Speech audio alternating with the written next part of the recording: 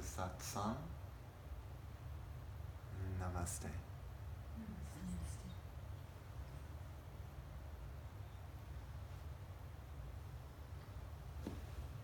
So,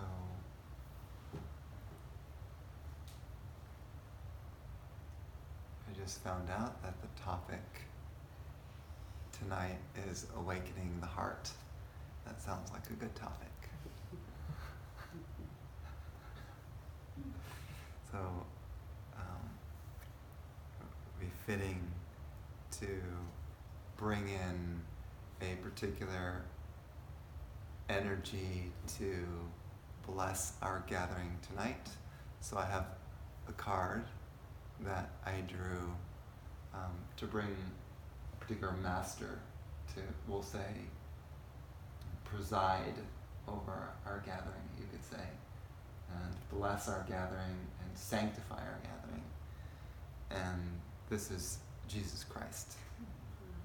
So the card actually contains the presence, energy, power of Christ in it. It's a blessed card, so when you gaze at it, you may be able to start to feel His energy inside you. So this is like a focal point. So all you do is kind of gaze at it, and then have your intention to connect into the energy of the card. So the way you do that is just simply say in your mind, I want to feel the presence, or we'll say the presence of Christ within me, and just allow that to awaken, arise, and see what you can feel.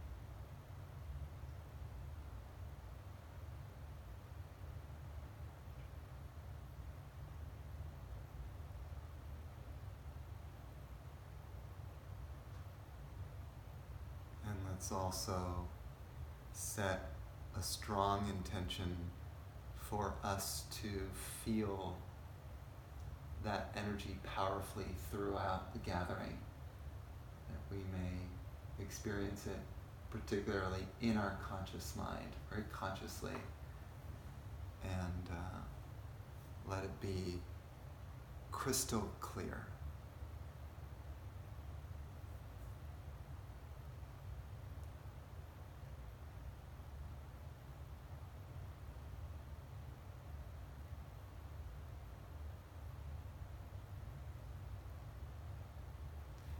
Another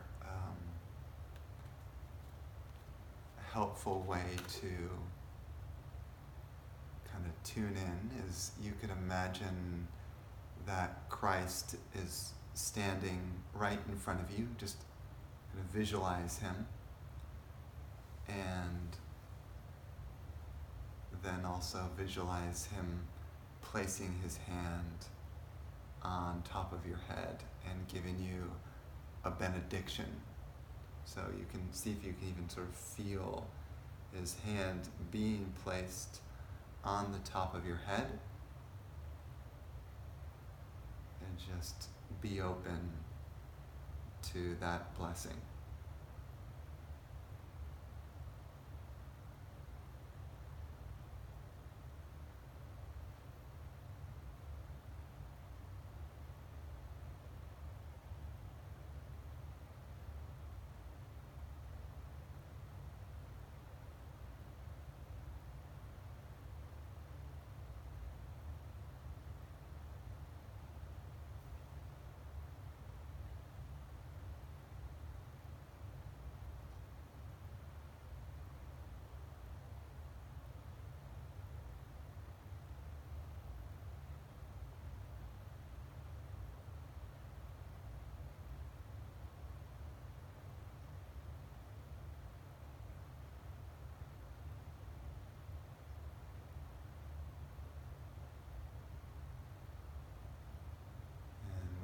ask Christ to help us to open our heart that we may feel the love that he feels.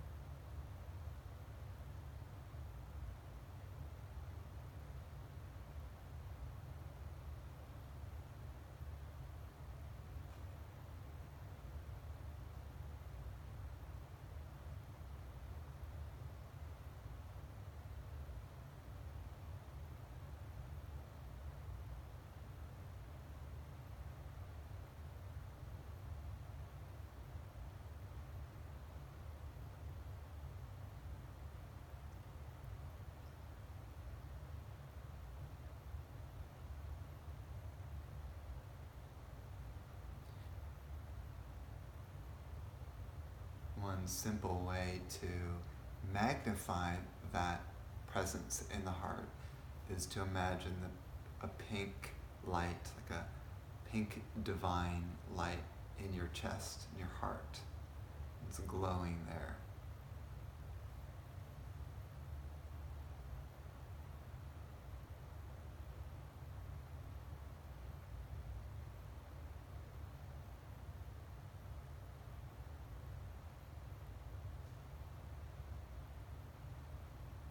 That light is purifying all darkness, any heartbreak in the heart, any sorrow, any hurt, any feelings of betrayal, any sadness, depression. Let that pink light just wash away all of that darkness in that heart, in the heart space. And feel the light become more radiant.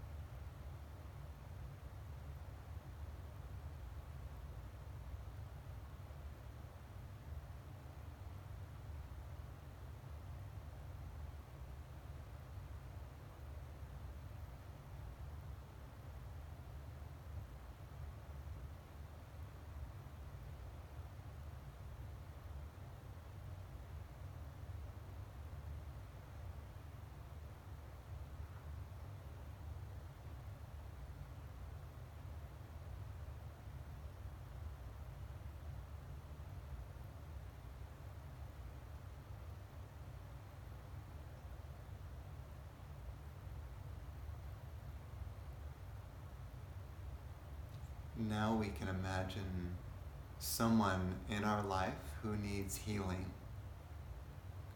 either physical healing or emotional healing, psychological healing, someone who's suffering or in pain.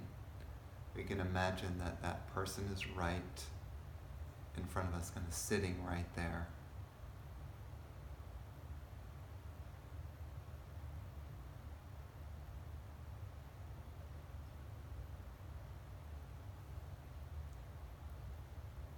Place our hands cupped in front of our chest. We hold the hands there, and that pink light kind of flows into our hands. Now we're holding that pink light, that healing light of the heart.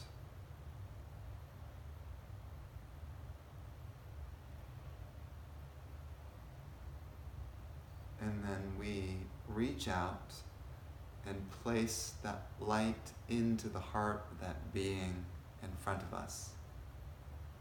Imagine it sort of rolls right into the chest of that being and illuminates their chest. And then watch that person as the light awakens and begins to heal them.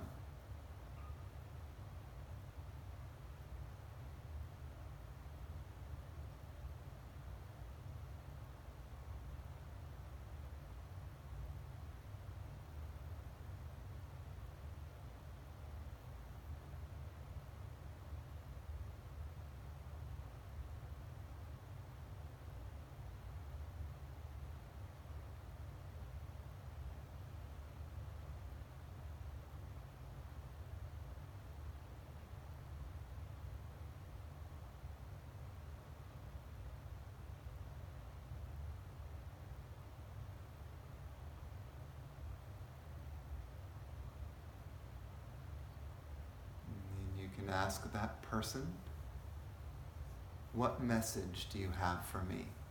And let them answer.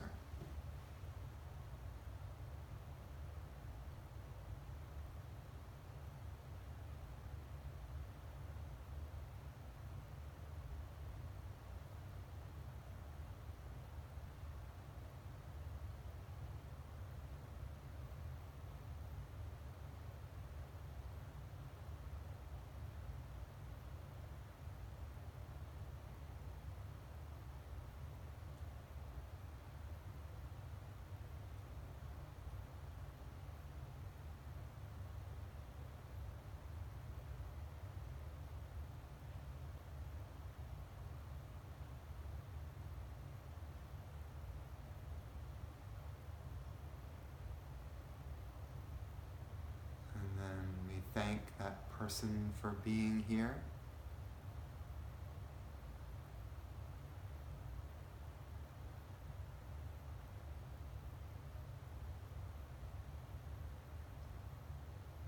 And just letting the image fade away.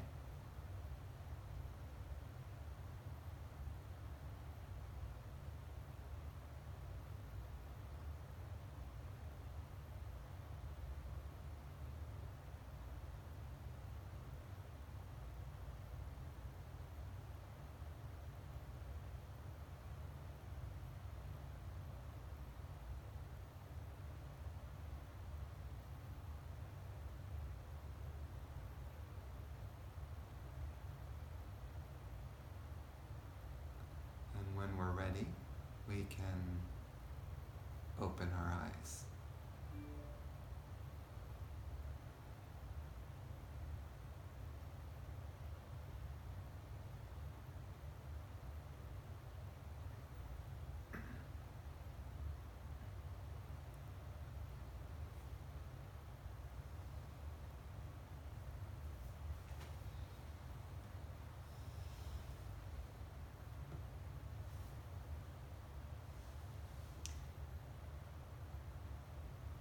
So, if you're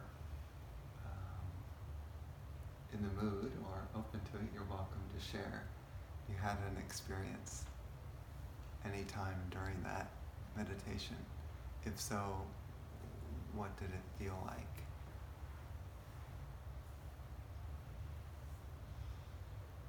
I saw my son sitting before me and glowing, and he said to me, "I am well." That's thankful. Beautiful.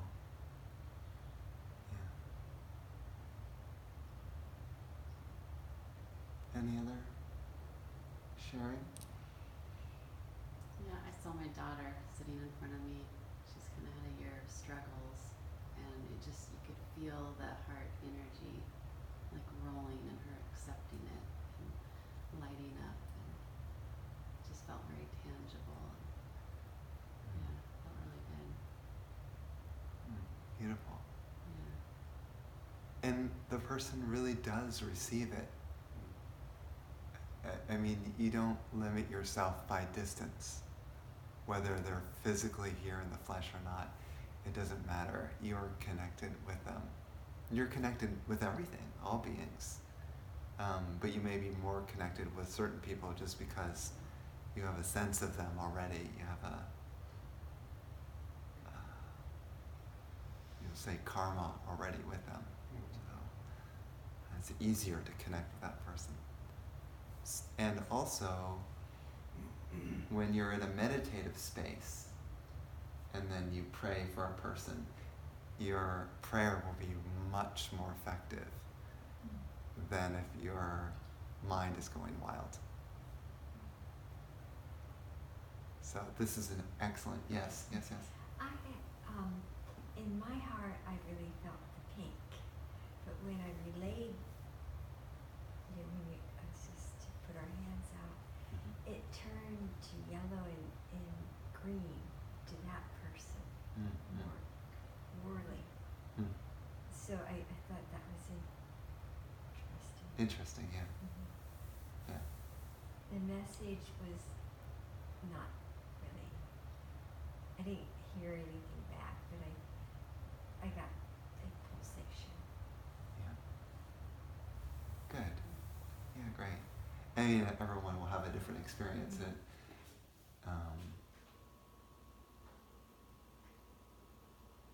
It's also interesting that some people who you pray for will be more open to receive a blessing or a prayer than others. That's interesting too. Some people are completely blocked and don't want anyone to get near them, energetically or otherwise. And some people are totally open and open to blessings from anywhere. So really depends on the person. I don't know if it was, it was the meditation, but I wasn't praying for myself, but I feel so much better. Good. I was praying for somebody else, but I feel so much better. Good, yeah. Well, it was interesting. I had my daughter in front of me, and she's a little bit of a recluse, very, very much of an introvert, so she doesn't get out and do a lot, and we don't get to see her a whole lot. But she just said, "I'm still here," like, it's not a big deal, I'm still here. But she just resonated how much seeing us grow and, us meaning Wendy and I, go do stuff, travel, take adventures, kind of gives her inspiration to do the same thing, and it's kind of like our healing journey as well. It kind of leaks through and gets through to her. Right. Both my kids, actually. Yeah. Slowly, but that was affirming to hear that back.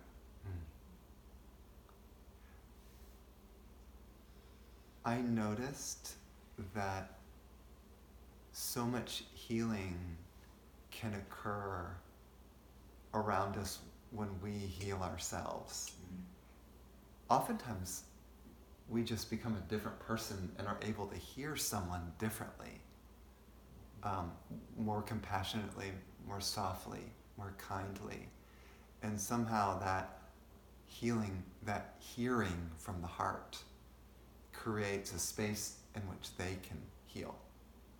So your communication and your being, if it's really connected to the heart, can make such a huge difference to other people, where they feel heard and they feel like there's space to be themselves. If we come from a place of wanting them to change and wanting to control them, that often causes resistance and pushing away, and then it doesn't feel like a safe space. So that's why the heart opening is so powerful, to not just heal yourself, but others feel that heart space in you and feel safe. Because really, everyone just wants a safe space to be themselves, and they just don't want to be judged that's what we want. We want to feel like we're loved for just the way we are, with all our faults. You know? And funny that many psychologists have the same problems as their patients, as their clients. So then, although the psychologist may be good at analyzing your problems and figuring out how all your problems work and why they're happening, if they are depressed like their client, then it's not going to be a full healing. Their energy is going to rub off on the people that they're around.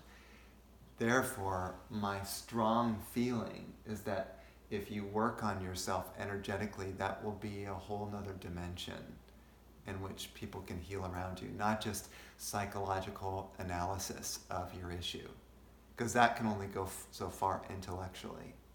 People need to feel this sort of healing presence with you. If they get that, it's amazing. Magic can happen on a different dimension inside their being.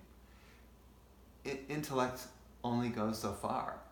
Like, you could figure out all your problems and yet still have the same problems. You know, for 40 years you could say, you know what, I figured out everything. I've gone to a psychologist and he or she has told me everything and I got it all down. And yet I'm still having the same reactions, the same depressions, the same angers occur. Like, what does it take to really heal? That's why we come to these gatherings, because the presence and the energy, let's say, of Christ helps to open up another dimension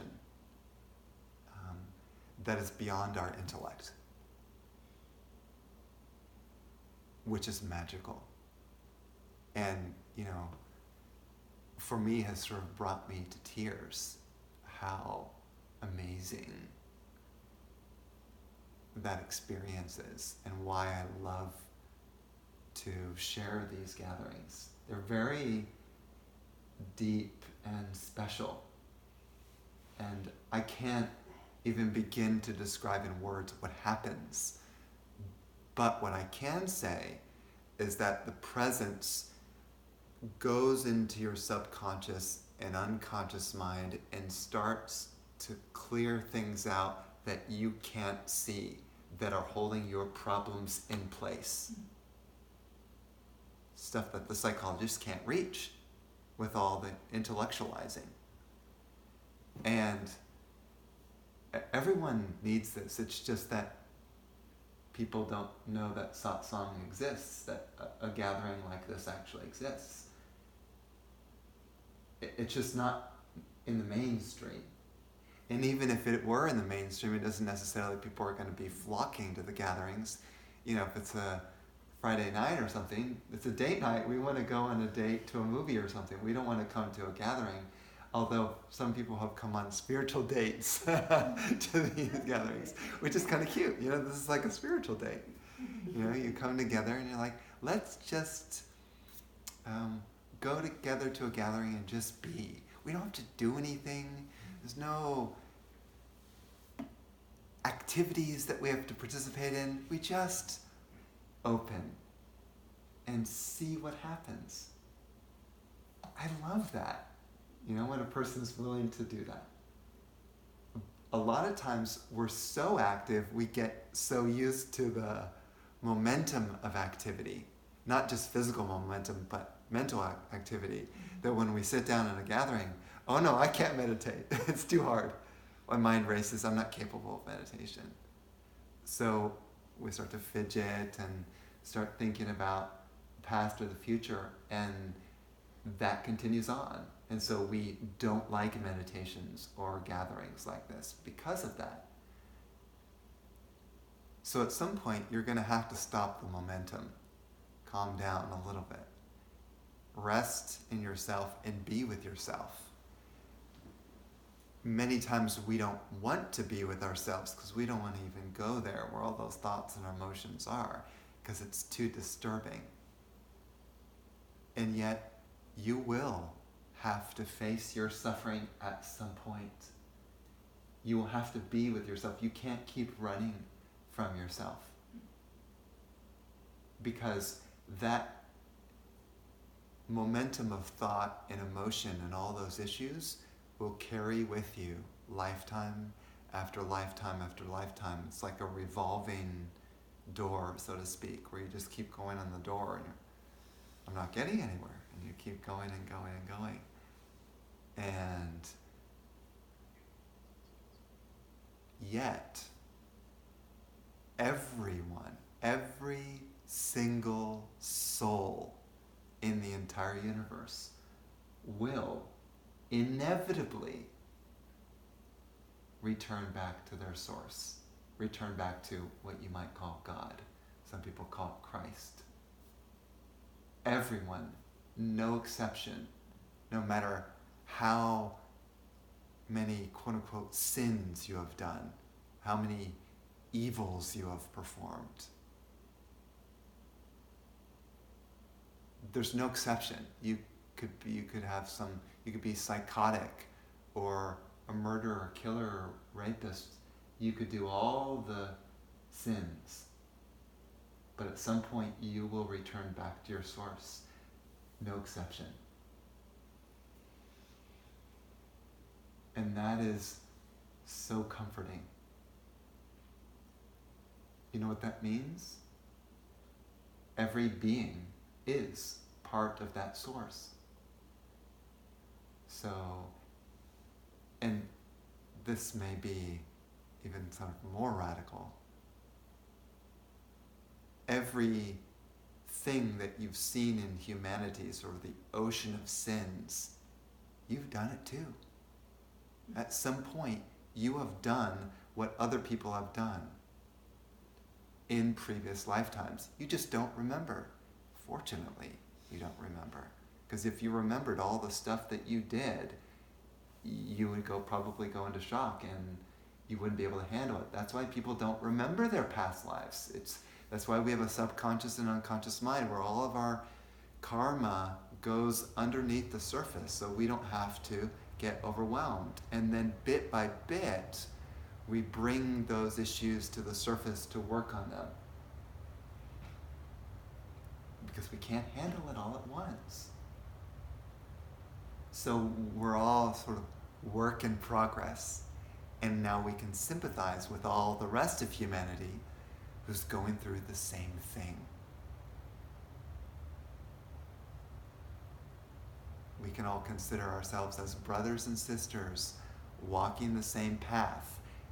All of us are seeking happiness, but some of us are looking for happiness in ways to sort of cope and hide the pain and the suffering, which is understandable. I want to numb the pain so I don't have to feel it, so I'm going to use some sort of drug, some sort of distraction to get me away from the pain. Of course we want to get out of the pain. So TV, drugs, food, whatever, all of that is very helpful as an immediate effect. But it only lasts for a short period of time. Then you're back with yourself again. So the brave, the courageous soul will look deeply into what their darkness is and shed light on it. Because the moment you shed light on your deeper motivations, why you do what you do, where your darkness is, that darkness starts to become lighter, brighter. And it's amazing. Kind of like, you go into a cave and you light one match in the dark cave, and that one tiny light seems to spread to the ends of the cavern.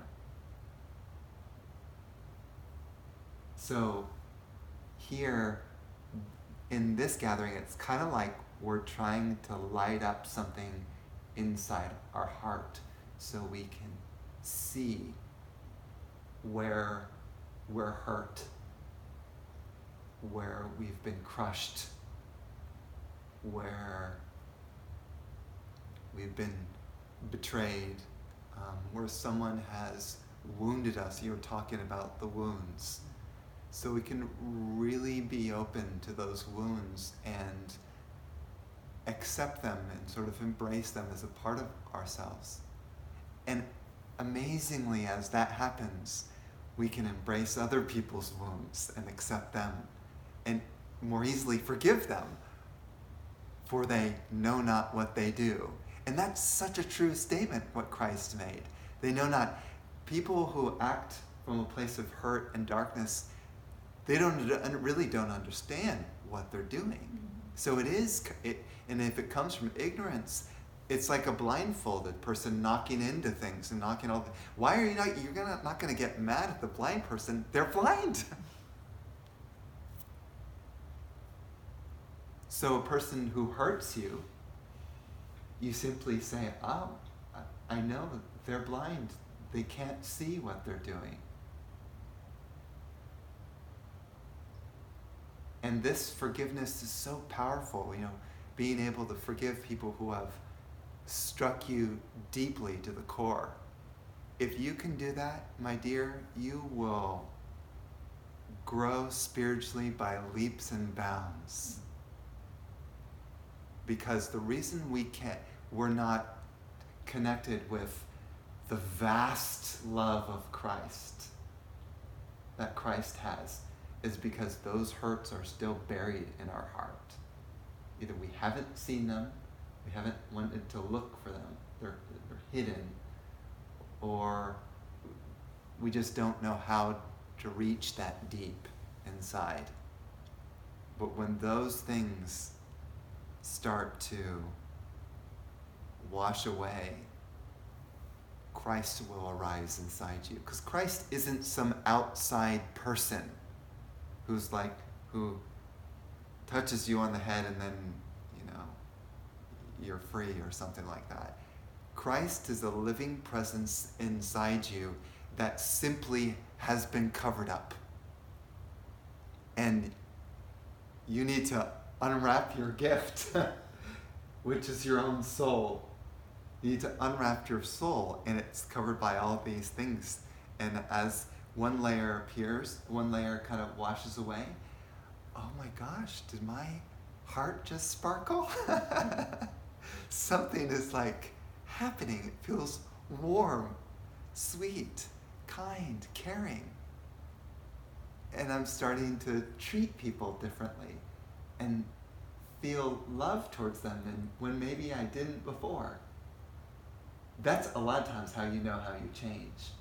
When you start to kind of feel that kind of softness towards people maybe who you normally don't like, and suddenly you feel for them. What's happening to me? I'm changing. And that's an amazing process, because you know what it does? It encourages you. Oh, it is possible for me to truly connect with the love of Christ inside. It gives us hope. He's alive inside. I'm feeling love. Maybe for some people, for the first time, genuine love and care. When I started to feel that, that's what really got me on the spiritual path. That hooked me. I started out intellectualizing and reading books and things like that, which is really fun. But the heart captured me. The experience of love, so moving that I wanted more. Kind of like drinking nectar. Oh gosh, this is so sweet. I've never drunk such a sweet drink before. I want more. And so that propelled me on my path with such passion. And obviously also brought me through the fire where I have gotten hurt and crushed and just, fire is a good word to put it, but my heart just went through the fire. I don't know if I described to you a little bit of that, but challenging beyond what I expected. But the challenges with and this had to do with like a personal relationship, the challenges that I went through in that personal, that intimate relationship humbled me and softened my heart, brought me to my knees, where I wept day after day after day, feeling the hurt and pain of sort of like lost love, feeling unloved. And the experience of that hurt in my heart somehow started to open things up for me because I was feeling it. And you see, I was opening to the experience of feeling that hurt and pain inside.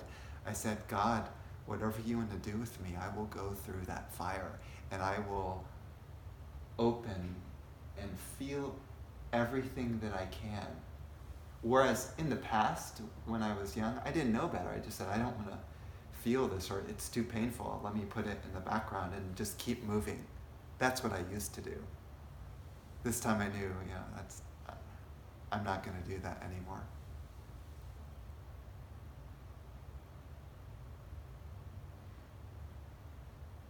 And now my experience with people is so much more loving. When I'm having conversations and connecting with people, somehow I can feel their heart. And the conversations are more loving, sweet and kind, compassionate, and deep. In other words, the conversation isn't just words that we're exchanging, but we're exchanging hearts. I'm telling you, it opens up a whole new dimension in terms of relationships and conversation. You realize that conversation is like maybe 10% language and the other happens underneath somewhere. So I'm experiencing amazing relationships. It really has changed for me. Friendships become more profound and random connections to people. So, and not just people too, but plants.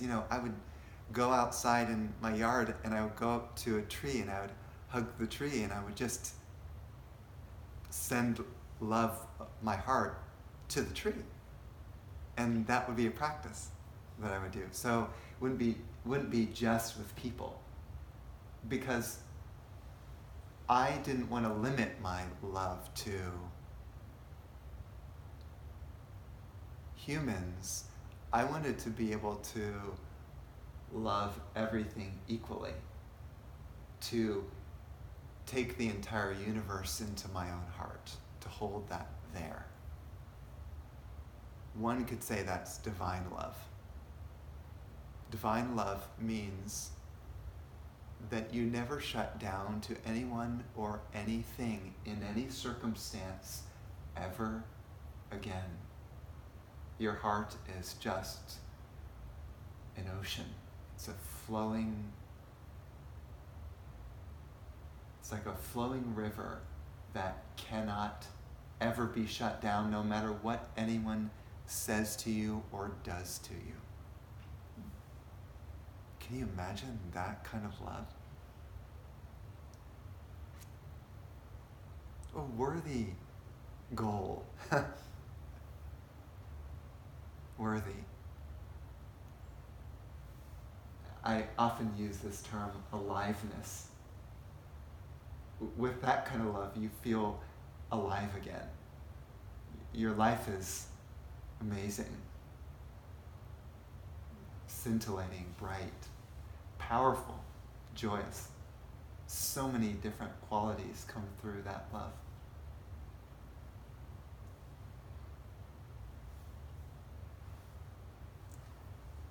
Therefore, we introduce Jesus.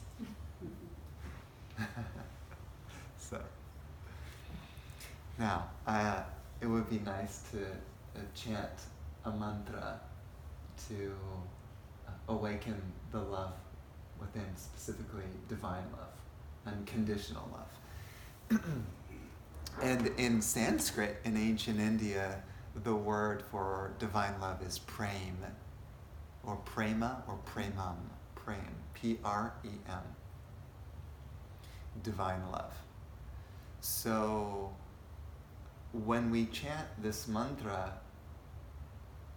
we're chanting to our entire being to align with this principle of love. So what I mean by that is, it's not just your emotions that start to feel love. It's the cells of your body dancing in love.